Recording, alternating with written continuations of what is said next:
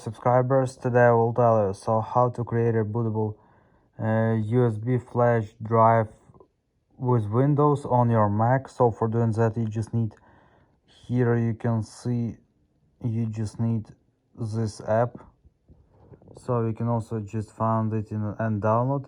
Here you just need to choose your ISO image you just downloaded before with your Windows.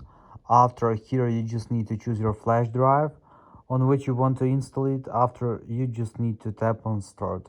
Also, you can use legacy BIOS boot sector for also if you need it.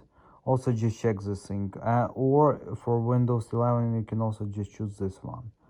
So after, just tap on start and just wait until it will successfully create a bootable USB flash drive with your Windows ISO image. So I also tried it with Windows 10 and Windows 8, everything's working. So thanks for watching, have a nice day, goodbye.